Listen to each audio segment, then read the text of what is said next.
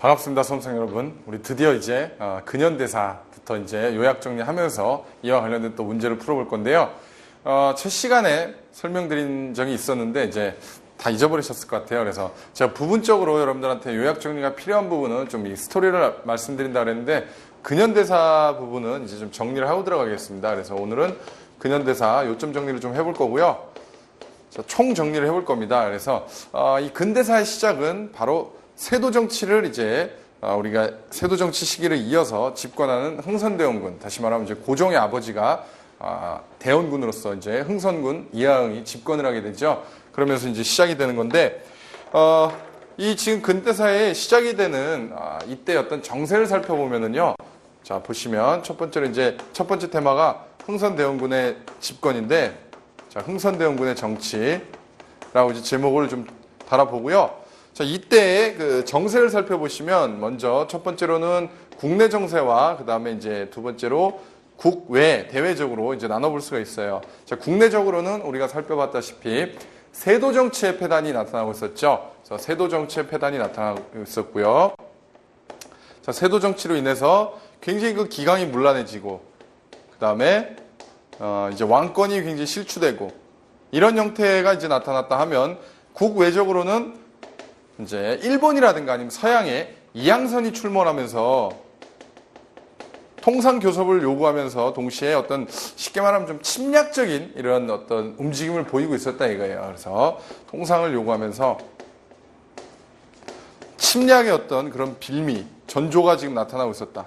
침략의 어떤 우려라고 표현해야 될까요? 그렇죠? 침략의 어떤 빌미가 보이고 있었다. 이런 형태로 이제 표현을 해볼게요. 자, 이런 와중에 굉장히 극도로 우리 이제 백성들은 불안에 떨게 되고요. 이런 시기에 이제 흥선군이 나타나서 제일 먼저 한 게 바로 이러한 세도 가문을 축출해내는 거죠. 그래서 흥선대원군의 정치는 한마디로 표현하면 민생 안정과 그 다음에 왕권 강화에 있었다. 자, 이렇게 이제 한마디로 표현해 볼 수 있고요. 그 구체적인 형태가 이제 다양하게 나타나는데 이를테면 세도 가문을 축출을 하고요. 세도 가문을 타파를 하고 세도 정치를 타파하고 그 다음에 여러분 한 번씩 들어보셨겠지만 서원을 정리하는 것도 다 흥선대원군이고요. 기타 경복궁을 중건하고 이런 것들도 이제 대표적인 흥선대원군의 업적이라고 할 수 있겠죠. 뭐 법전을 정비하는 것도 흥선대원군의 하나의 어떤 업적이라고 할 수 있고요. 근데 경복궁 중건은 좀 말이 많았죠. 이제 화폐 발행과 관련해서. 그래서 이런 것들이 어떤 대표적이 될 수 있는데, 이것뿐만 아니라 이건 이제 대내적인 거고, 대내적인 정치였고, 대외적으로는 흥선대원군의 가장 뚜렷한 색깔이 뭐냐면 이거죠. 통상 요구를 거절하는, 통상교섭을 적극적으로 거절했다 이거예요. 거부. 그래서 나타난 게 이제 병인양요, 신명령 같은 거겠죠. 그래서 프랑스가 통상교섭을 요구한 거에 대해서 병인년에 이제 양요가 있었고요. 병인 양요. 그 다음에 미국의 제너럴 셔먼 사건. 그래서 그 신미양요. 그래서 병신들하고 교섭하면 안 된다라고 이제 전국 각지에 세운 게 바로 척합이 아니겠어요. 뭐 이런 형태. 그래서 요게 바로 이제 흥선대원군의 정치를 한마디로 정리하면 요 정도가 되겠죠. 그래요. 그래서 첫 번째 테마는 좀 요 정도로 제가 정리를 하고요. 기타 여기서 좀 빠진 게 있다면 삼정의 개혁 이런 것도 다 흥선대원군의 정치가 되겠죠. 삼정의 개혁. 자, 이렇게. 자, 이러한 어떤 흥선대원군의 이런 뚜렷한 색깔을 바꿔놓은 게 바로 이제 개항을 하게 되는 거죠. 흥선대원군은 실각을 하게 되고요. 민씨 세력들이 집권을 하면서 국가의 어떤 정책적인 방향이 바뀌는 거죠. 그래서 이제 개항 과정을 거치게 되는데 통상개화론에 대한 이제 이런 어떤 흐름이 전개가 되고요. 통상개화론. 이에 따라 어떤 서양과 또는 외국과의 어떤 교섭의 필요성에 대한 어떤 적극적인 여건이 조성이 되는 거죠. 개화에 대한 어떤 여건이 조성되면서 흥선대원군의 어떤 그동안에 꽉 막힌 이런 정책이 바뀌게 되는데요. 하필이면 우리가 이렇게 서양과의 교섭을 안 하겠다고 이렇게 계속해서 못 박아놨는데 하필이면 우리가 최초로 문호를 개방한 게 일본이 되죠. 그래서 이 개항 과정은 일본이 운요 사건을 계기로 운요라는 배를 보내갖고 일부러 도발을 한 거죠. 그래서 운요 사건을 계기로 강화도 조약을 체결하는 이 과정을 통해서 이제 개항을 하게 됩니다. 그래서 강화도 조약 이 강화도 조약의 내용을 여러분들이 기억을 하셔야 되는데 대표적인 내용은 여러분들 항구를 개항하는 데 있죠. 그래서 자, 항구를 개항하더라. 개항 다시 말하면 그래서 인천 그다음에 원산 하나가 여러분들 부산이었죠. 그래요. 부산. 개항을 하게 되고 그러면서 이제 일본 상인들이 경제적으로 침투할 수 있는 그런 빌미를 만들어 놓은 거죠. 이제 그 다음에 또 하나가 청나라의 종주권을 부인하게 됩니다. 청나라의 종주권을 부인하려는 목적은 바로 자신들이 어떤 나중에 우리 조선을 집어삼키려는 이런 야욕을 갖고 있었겠죠. 자, 또 하나 이제 아주 독소조항 두 가지가 있었는데 가장 아주 더럽고 그런 아주 독과 같은 조항이 뭐냐면요. 바로 치해법권을 인정하는 거죠. 다시 말하면 개항을 함에 따라 여러분들 일본 상인들이 우리나라에 들어올 거 아니에요. 조선에 들어와서 장사를 하거나 아니면요 생활을 하다 보면은 범죄를 저지를 수 있는데 그거 우리가 재판을 못 하는 거죠. 이게 바로 영사재판권이죠. 일본 영사에 의한 재판권이다. 우리는 손을 못 댄다 이거예요. 우리 법이 적용이 안 된다. 또 하나 일본의 사신들이나 상인들이 왕래하다 보면은 우리 조선의 한반도가 굉장히 암초가 많아서 그것들을 좀 조사해야겠다는 명목하에 모든 우리나라의 해안을 다 측량을 해가죠. 해안 측량을 하게 된다. 완전히 이거는 우리나라의 모든 그런 취약한 부분이 어딘지, 그 다음에 어디에 감시가 소홀한지 이런 것들을 다 공개한 결과가 되죠. 해안 측량권. 굉장히 독소적인 조항입니다. 그래서 이러한 강화도 조약을 뭐라고 표현하느냐? 한마디로 말하면 최초의 근대적 불평등 조약이었다. 자, 이렇게 표현을 합니다. 불평등 조약이다. 이렇게 이제 말을 하고요. 특히나 이런 불평등성이 바로 여기서 나타나죠. 여기서. 자, 이런 얘기. 그래서 지금 강화도 조약까지 좀 정리를 했고요. 이어서 세 번째 테마로 개화와 보수 간의 갈등으로 나타난 사건들이 있는데 그 사건사를 좀 정리를 해보도록 할게요. 자, 개화와 보수 간의 갈등이 있단 말이에요. 보수 세력 간의 갈등. 그 첫 번째 사건이 바로 1882년에 이모년에 일어났던 반란, 이모군란, 군대 반란. 여러분들 우리가 개항을 하게 됨에 따라 이제 일본의 그런 국방 있죠, 국방 정책 내지 군사제도와 관련해서 우리 신식군대를 창설하게 되는데요. 그걸 모방해서 신식군대를 창설하다 보니까 구식군대에 대한 차별이 있게 돼요. 그러니까 신식군대 이제 일본군 교관이 와서 현대식의 교육훈련을 하게 되고요. 구식군대는 이제 이거 삼지창 같은 거 들고 퍼즐들 있죠. 월급도 제대로 안 주고 그렇단 말이에요. 그러니까 굉장히 구식군대가 차별이 많아요. 거기다가 이 민씨 세력과 흥선대원군 간의 이런 세력 다투, 그 다음에 개화 보수 간의 이런 갈등 상황 하에서 이제 한마디로 말하면 첫 번째 사건이 바로 이모군란이라고 할 수 있는데 1882년에요. 자, 이의 직접적인 원인은 다양하게 있지만 이렇게 이제 생각을 하면 좋습니다. 이 직접적인 원인이 바로 구식군대에 대한 차별 대우였다. 자, 구식군대에 대한 차별 대우였다. 이에 정부 고관을 살상을 하게 되고요. 그 다음에 일본인 교관을 살해하고 일본 공사관을 습격을 하게 됩니다. 공사관을 습격해요. 자, 이들 구식군대가 지금 정부 고관을 살상하고자 한 건 민씨 세력이겠어요? 흥선대원군 세력이겠어요? 민씨 세력을 살상했겠죠. 왜? 이 민씨 세력 때문에 개항을 하게 됨에 따라 신식군대가 들어왔기 때문에 굉장히 불만이 많단 말이에요. 흥선대원군하고 같은 색깔을 띠는 이런 세력들이에요. 그래서 이때 명성황후를 살해하려고 하죠. 이들이 이제 그래서 명성황후 조치원까지 도망가면서 아주 유명한 죽을 뻔했다라는 그런 말을 남긴 이제 일화가 있는데 제가 지어낸 거예요. 어쨌든 간에 이 이모군란으로 인해서 여러분들 이걸 기억하셔야 됩니다. 이 일본에 대한 이런 피해를 일본이 가만히 그냥 안고 가진 않겠죠. 이에 대해서 우리가 일본에 대해 피해를 배상하고 그 다음에 일본 군대가 주둔하는 계기를 만들게 되는데 그게 바로 제물포 조약이죠. 그래서 제물포 조약을 체결하게 됩니다. 자, 제물포 조약을 체결하게 됩니다. 그래서 이게 아주 이때 이제 일본에 대한 피해 배상과 동시에 일본 군대가 주둔하는 이런 계기를 만들어요. 그래서 공사관 이제 경비라는 명목으로 이제 경비병이 주둔하게 됩니다. 요게 이제 개화와 보수 세력 간의 갈등에서 나타난 첫 번째 사건이고요. 두 번째는 굉장히 그 급진적인 어떤 근대화 운동으로서 갑신년에 1884년에 정치적인 변이 일어나는데 3.1천하라고도 표현하는 1884년에 자, 김옥균, 박영호가 중심이 돼서요. 이게 급진적 개화 세력들이에요. 급진 개혁파들. 그래서 김옥균, 박영호 중심으로 세상을 한번 바꿔보자. 그래서 근대 국가를 한번 수립해보고자.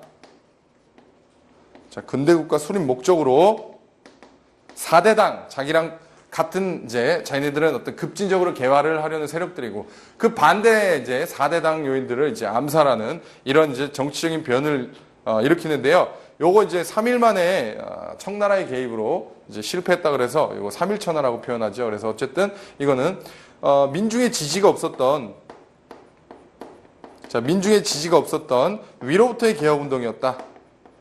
위로부터의 개혁 운동이었다. 그래서 우리 참 조선이 굉장히 봉입니다. 이 갑신정변을 계기로 한성조약과 텐진조약이 체결되는데 한성조약은 마찬가지로 또 일본에 대한 피해 배상을 하게 되는 거고요. 그 다음에 여기서 이제 텐진조약을 체결하게 됩니다. 이 텐진조약은 뭐냐면 지금 조선을 두고서 청나라와 일본이 서로 자기네들이 먹으려고 이제 서로 이제 갈등을 벌이는 이런 양상 속에서 청나라와 일본이 체결한 조약이에요. 청과 일본이. 그래서 조선에서 동시에 군대를 빼자. 동시에 철수시키고 나중에 혹시라도 조선에 군대를 파견하게 되면 서로한테 알려서 서로 견제하기 위한 이러지 그런 조약인데 이게 나중에 우리 동학농민운동이 일어나게 되고요. 동학농민운동 때 한쪽에 군대가 들어오니까 다른 쪽도 군대가 들어오겠죠. 그래서 청일전쟁이 일어납니다. 그래서 이게 어떻게 보면 청일전쟁이 이게 발단이 돼요. 어쨌든 갑신정변까지 봤고요. 이제 근대적 네 번째 테마로 근대적 개혁운동에 대해서 좀 살펴보겠습니다. 근대적 개혁운동. 자, 그래서 근대적 개혁으로는 여러분들이 살펴봐야 될 게 1894년에부터 이제 95년에 있었던 갑오개혁을 좀 살펴보셔야 되는데, 자, 이건 바로 이제 갑오개혁과 관련된 내용이고요. 갑오개혁이 여러분들 3차까지 있었습니다. 그래서 이렇게 생각을 하시면 돼요. 1차, 이제 1차, 2차 갑오개혁이, 이게 이제 갑오개혁이에요. 더 우리가 흔히 말하는 1894년에 갑오개혁이 있었는데, 요때가 이제 말하는 갑오개혁을 말하는 거고요. 요 시기에 또 이제 동학농민운동이 일어나게 되고요. 동학농민운동이 있었고, 요 시기에 또 청일전쟁이 또 일어나게 됩니다. 그러니까 굉장히 중요한 시기예요.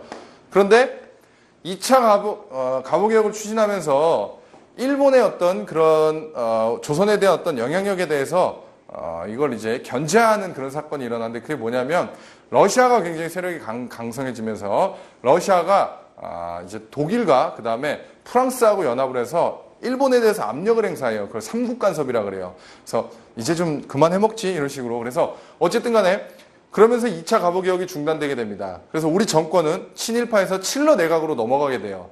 그래서 칠러 내각으로 넘어가니까 친일파, 그러니까 일본 입장에서는 어때요? 이런 러시아로 이런 세력 관계가 넘어간 거에 대해서 명성황후를 지목을 한단 말이에요. 저 여자가 지금 뒤에서 모든 걸 좌지우지하고 있다. 그래서 일어난 게 바로 을미사변입니다. 그래서 을미사변이 일어나고요. 1895년에 명성황후를 살해하고요. 일본이. 이어서 3차 갑오개혁을 단행하는데 이거 을미개혁이라 그래요. 3차 갑오개혁을 을미개혁이라 그럽니다. 그래서 여러분들은 이 다 같이 알고 있지만 통상 갑오개혁이라 그러면 이때를 얘기한다. 그래서 3차 갑오개혁이 같은 말로 을미개혁. 자, 이렇게 기억을 해주시면 좋을 것 같아요. 자, 어쨌든 간에 을미개혁을 떠나서 여러분들 이 시기의 어떤 진정한 갑오개혁이라고 우리가 말할 수 있는 갑오개혁의 내용은 한마디로 말하면 악습을 철폐하는 이런 형태란 말이에요. 대표적으로 신분제도가 이때 폐지가 됩니다. 노비제도가 이제 없어지는 거예요. 그 다음에요. 이 같은 맥락에서 과부의 재혼이 허용이 되고요. 그 다음에 이제 조혼을 금지하게 되고 뭐 이런 것들. 그 다음에 기타 뭐 과거제도를 폐지하게 되고 이 구습을 철폐했다고 생각하시면 돼요. 내일 모레가 20세기인데 그죠? 1894년이면 여러분들 1900년대부터 이제 20세기 아니에요? 그럼 20세기가 얼마 안 남겨놓고 아직까지 노비나 이런 것들이 있었던 거예요. 그래요. 그래서 썩 그렇게 선진국이라고 할 수는 없죠. 자, 어쨌든 간에 갑오개혁의 내용은 이런 거였고요. 이 갑오개혁의 가장 큰 한계가 있는데요. 자, 갑오개혁의 가장 큰 한계.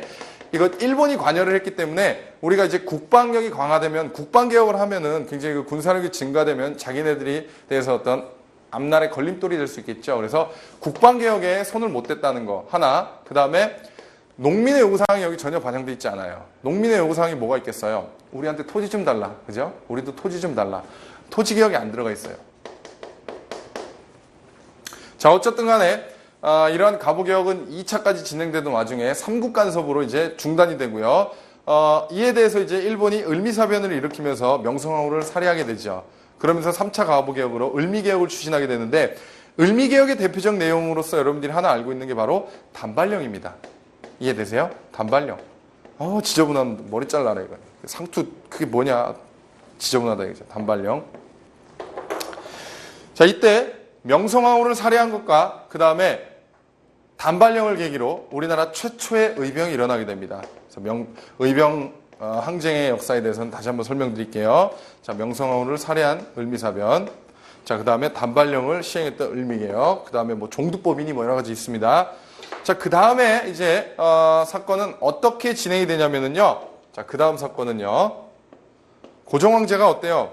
자기 부인이 일본의 어떤 낭인들한테 살해를 당했잖아요. 굉장히 무섭잖아요. 그래서 미국으로 피신을 하려다가 미국 공사관으로 그게 막혔죠. 그래서 간 게 러시아 공사관이죠. 영화로도 있죠. 갑이라는 영화. 그래서 러시아 공사관으로 피신을 가는 사건이 있는데 이게 바로 아간파천 아니겠어요? 아간파천. 1896년에. 그래서 독살 당할까봐 8개월 동안 찐계란과 통조림만 먹고 이제 음식이 질려서 나중에 이제 경운궁으로 환궁을 하시는데, 자, 국제적으로 한번 보세요. 자, 부인은 국모는 일본에 살해를 당했고, 남편은 어때요? 남편은 왕이라는 작자라고 하면 안 되겠지만 어쨌든 좀 안 좋게 본다면 왕이라는 작자가 러시아 공사관으로 피신을 했다. 국제사회에서는 이제 우리 조선은 굉장히 완전 봉인 거예요. 그죠? 완전 저런 호구다 이거죠. 이 시대에 가장 많은 이권 침탈이 있습니다. 우리 어떤 산림채굴권이라든가 광산채굴권이라든가 이런 것들 있죠. 그래서 이때 서양의 이권 침탈이 가장 극심해요. 그러니까 이제 완전히 빈집털이 아니겠어요. 소위 말하는 서양의 이권 중요한 순간에 똑똑 부러져요. 그래서 참 흐름을 자꾸 방해하게 되는데, 서양의 이권 침탈이 극심했던 시기다. 노다지란 말이 이때 나오죠. 그래서 이 서양인들이 들어와갖고 우리 광산을 이제 계속해서 채굴해 가려고 하니까, 채굴하다 보니까 웬 이제 서양인들이 많이 몰려있다 보니까 주민들이 가서 이렇게 구경을 하죠. 뭐 재밌는 게 있나? 그랬더니 서양인들이 노터치 그런 거야. 노터치 건들지 말라고. 노다지래. 그래서 이제 우리 중요한 거 막 이렇게 묻혀있고 그런 거 노다지라 그러잖아요. 어쨌든 간에 고종황제가 여러분들 이제 환궁을 해서 이제 조선은 없다. 이제부터는 대한제국이다. 그래서 1897년에 대한제국이 수립됩니다. 이때부터 구한말이라 그래요. 구한말이라고 들어보셨죠? 1897년에 97년이 광무년입니다. 광무년인데 이때 돌아와서 개혁을 단행하게 돼요. 그게 바로 광무개혁이고요. 광무개혁의 내용은 다양하게 있지만 상공업을 육성하고 교육제도를 활성화시키고 그런 것들이 있는데, 한마디로 말하면 구본신참이다 이렇게 표현해요. 구본신참. 아직 정신을 덜 차렸죠. 옛 것을 근본으로 하고 새로운 것을 첨가하는 형태. 그러니까 뭔가 좀 민주적으로 이렇게 보편적인 어떤 이를테면 민주적인 정치제도라든가 이런 걸 확립한 게 아니라 황제권을 강화하는, 오히려 자, 여기 대표적인 특징은 바로 전제 왕권을 더욱더 강화하는, 전제 왕권을 더욱더 강화하는, 황제권을 강화하는 이런 형태, 강화하는 이런 형태가 이제 대표적이고, 그 다음에 이때 상공업을 많이 이제 진흥을 시킵니다. 그래서 실업 교육도 많이 하게 되고요. 교육, 상공업 진흥, 자, 이런 것들. 그래서 지금 여러분들 교재에 나와 있는 대로 지금 정리를 쭉 하고 있고요. 그래서 지금까지 제가 정리된 내용 쭉 다 얘기를 했습니다. 그래서 요때 이제 고종황제가 러시아 공사관으로 피신한 이 시기에 우리나라의 어떤 역사에 굉장히 큰 역할을 한 단체가 하나 만들어지는데, 그게 바로 독립협회죠. 그래서 1896년에 독립협회가 만들어집니다. 여기서 연장선상에서 같이 독립협회에 대해서 여러분들이 기억을 하셔야 되고요. 독립협회는요, 서재필이 중심이 됐죠. 그래요. 서재필이 중심이 돼서 독립신문을 간행하고요. 그렇죠? 그다음에 뭐 독립문을 건립하고 이런 얘기 나오면 다 독립협회에 대한 내용이고요. 강연회라든가 연설회 같은 것들 굉장히 많이 개최했고요. 이 대표적인 형태가 바로 만민공동회가 되겠죠. 이 만민공동회 또는 관민공동회. 그러니까 공동 집회를 개최하는데요. 이제 근대적인 어떤 민주적인 자주국가를 건설하기 위한 이런 운동이라고 할 수 있는데 공동 집회잖아요. 공동 집회. 그러니까 이들은요 굉장히 그 대놓고 활동하던 단체예요. 대놓고 이제 연설회 하고 이러면서 민중을 계몽하고. 근데 1906년도에 만들어져서 1911년에 해산한 단체가 있는데 요거하고 조금 많이 헷갈려 하시는 단체가 있는데 요거 헷갈리시면 안 돼요. 신민회라고 있습니다, 여러분들. 신민회. 신민회는 안창호, 양기탁 같은 분들이 중심이 되는데 아나키스트적인 조직이에요. 그러니까 테러를 하고 이런 것들 있죠. 지하 조직들 있죠. 약간 그런 형태입니다. 그래요. 그래서 많이 헷갈려 하십니다. 자, 독립협회는 굉장히 그 대놓고 활동하다 보니까 일본 입장에서는요. 이들의 활동하는 걸 계속 달갑지 않게 여겼겠죠. 계속 민중을 계몽하고 이러다 보니까. 그래서 독립협회가 이런 강연회라든가 이런 공동 집회를 할 때 깡패들을 보내갖고요. 쉽게 말하면 정치 깡패를 보내갖고 이걸 깽판을 쳐놓고 나중에 폭력 사태로 변질을 시켜. 얘네들이 폭력 집단이라고. 그래서 이제 독립협회를 해체시키는데 그 독립협회를 해체시키는데 일조를 했던 게 바로 환국협회입니다. 정치 깡패들. 그래서 환국협회를 동원해갖고 독립협회를 해산시켜요. 그렇습니다. 나중에 신민회는요, 여러분들 1911년 105인 사건을 날조해요. 테라우치 총독 암살 음모 사건. 그래서 105인 사건을 통해서 이들을 해체시킵니다. 이 정도. 자, 요거는 좀 잠깐 좀 잊어주시고요. 이제 흐름대로 계속 가볼게요. 대한제국 수립까지 지금 봤고요. 이제 좀 국권 피탈 과정으로 좀 넘어가 보겠습니다. 국권 피탈. 자, 이제 5번째 테마는 국권 피탈 과정으로 넘어가는 거예요. 자, 국권 피탈 과정에서 있었던 대표적인 이제 조약이 바로 을사조약이죠. 그래서 첫 번째 1905년에 을사조약을 체결하게 돼요. 1905년이고요. 자, 을사조약의 내용은 우리의 이를테면 이제 외교권을 박탈하고요. 그 다음에 통감부라는 내정간섭기구를 설치하게 됩니다. 통감부라는 내정간섭기구를 설치하게 되면서 우리 주권의 50%가 넘어가는 계기가 됩니다. 외교권이 없어요. 그러니까 다른 국가하고 어떤 협상이나 이런 걸 못하는 거죠. 다 일본이 하는 거죠, 이제. 그래서 이게 바로 을사조약이고요. 을사조약에는 고종황제가 정식으로 이제 이 옥새를 찍지 않았습니다. 쉽게 말하면 자기의 도장을 찍질 않았어요.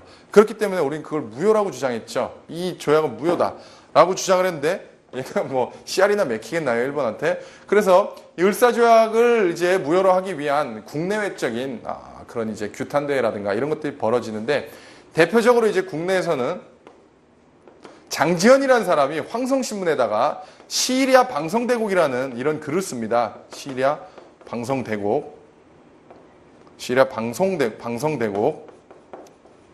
그래서 이게 쉽게 말하면 글 제목인데 저 개 같은 인간들이 이제 나라를 팔아먹었다. 원통에서 잠을 못 자겠다. 이런 내용입니다.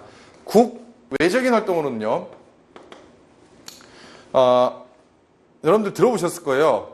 한 번씩 들어보셨을 건데 여러분들이 이준 같은 사람들 있죠. 이상설 같은 사람을 시켜갖고 네덜란드 헤이그에서 만국 평화회의가 열렸습니다. 그래서 네덜란드 헤이그에 특사를 파견하게 되는데 이제 요게 1907년이에요. 헤이그 특사 파견을 구실로 해서 요거 이제 외신 기자들이 많이 보도를 해요. 그래서 이게 이제 국제사회에 우리의 어떤 이제 쉽게 말하면 이 시대의 상황이라든가 일본의 어떤 만행이 알려지는 계기가 됩니다. 그래서 요걸 통해 갖고 일본이 굉장히 국제적으로 규탄을 받는 계기가 되는데 1907년에 이걸 계기로 고종황제를 강제 퇴위시킵니다.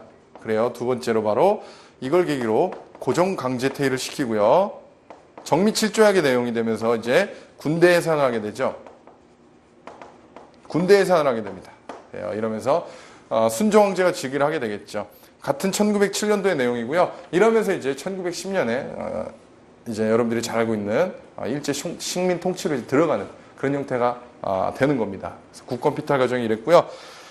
잠깐 여기서 여러분들 조금 이제 한일 합방이 되는 1910년에 여기까지 정리를 해두고요. 의병에 대해서 좀 설명을 드릴게요. 자, 우리나라 의병에 대해서 좀 설명을 드릴 건데, 자, 이건 이제 번외입니다. 의병 항쟁의 계보인데 꼭 중요할 때 부르죠. 희한하네요. 의병 항쟁의 계보. 그래서 첫 번째는 언제냐면요.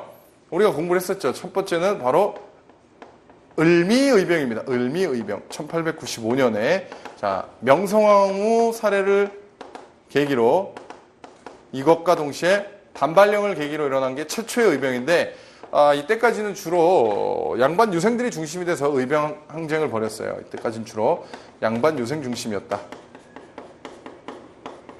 그 다음에 두 번째 이제 의병의 역사가 바로 을사의병입니다. 을사의병. 이게 이제 을사조약을 계기로 1905년에 을사조약을 계기로 이제 나타났던 의병인데 이때부터 특징이 뭐냐면 이때는 양반도 참여를 했지만 물론 이때부터 평민 의병장들이 나와요. 대표적으로 신돌석 같은 분, 신돌석 같은 평민 의병장들이 배출이 되기 시작하더라. 세 번째 고종 강제퇴위와 그 다음에요 군대 해산을 계기로 군대 해산을 계기로 정미의병 빼먹었네요. 자, 이때 정미의병, 정민년이었어요. 1907년이. 자, 이때부터는 의병 전쟁이라고 표현하게 됩니다. 굉장히 우리 어떤 연합전선을 구축하게 되고 이런 것들. 그래서 국내 진공작전이라든가 그래서 의병 전쟁이다 이렇게 표현해요. 자, 이렇게 해서 의병 항쟁의 좀 역사를 설명드렸고요. 이제 일제 강점기에 대해서 좀 공부를 하겠습니다. 여러분 잠깐 지우고 또 한 번의 스토리를 이어가 보도록 할게요. 바로 이어가겠습니다.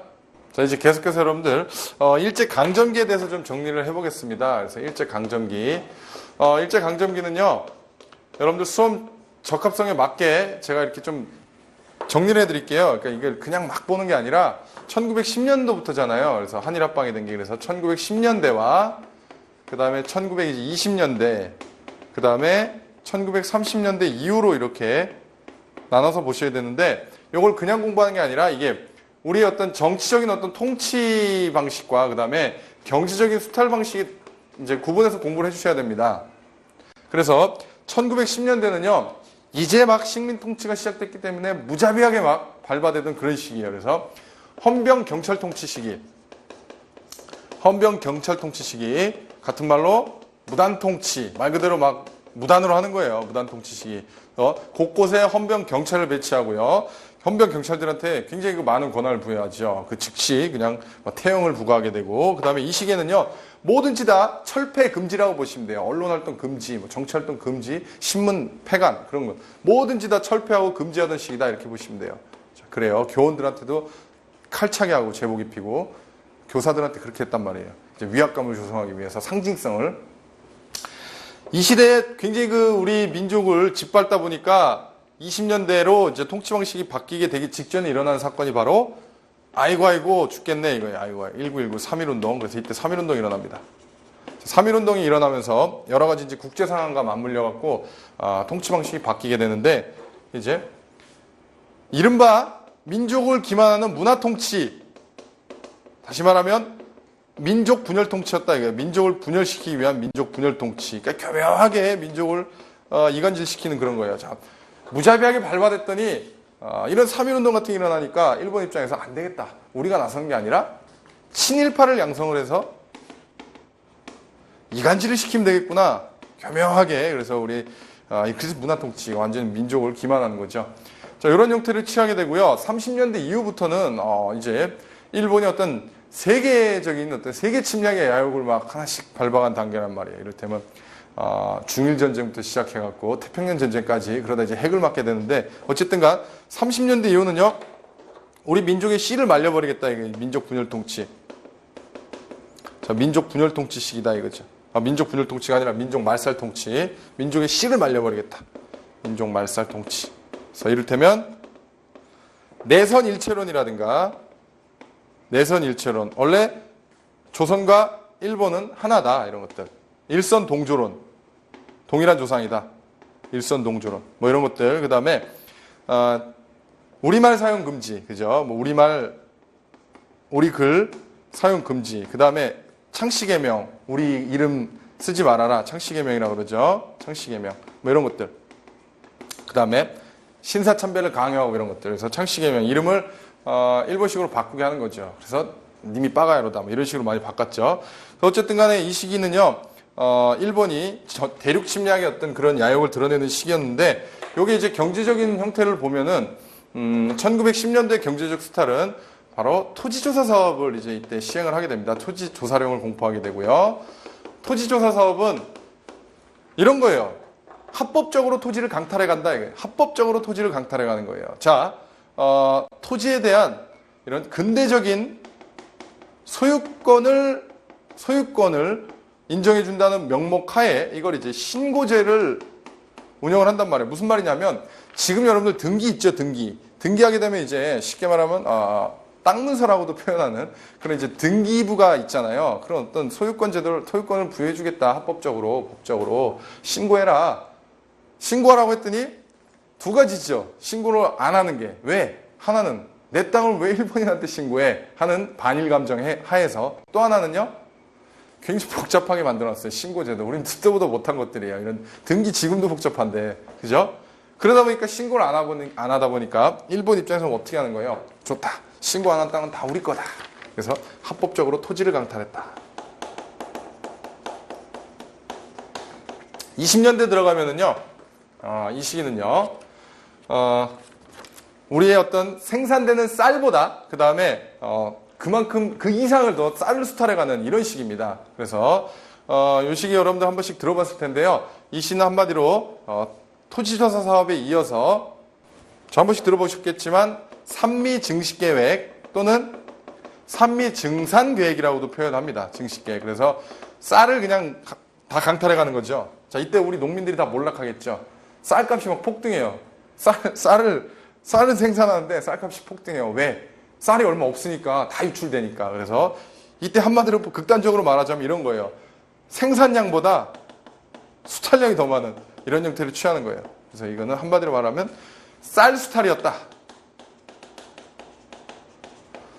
자, 30년대 이후는 제가 설명드렸지만 대륙 침략의 야욕을 드러내는 시기인데, 이게 이제 여기에 들어가기도 하는데 일로 빼는 게 더 맞는 것 같아요. 그래서 한반도를 전쟁 수행을 위한 창고로 쓴단 말이에요. 창고로. 밥그릇, 쇠그릇, 녹그릇 다 가져가서 무기 만들고, 심지어는 물적 수탈이 아니라 인적 수탈까지, 여자 정신대라든가, 그죠? 학도지원병, 학도병, 강제징용 이런 것들. 그래서 이거 병참 기지화다 이게. 이거 일로 넣어도 되긴 되는데 어쨌든 간에 그래도 우리를 어떤 공장으로 썼으니까 경제 수탈로 넣어볼게요. 자, 이런 형태로 이제 갔다 이거죠. 그래서 요게 여러분들이 이제 일제 강점기에 대한 내용이라고 보시면 될 것 같고요.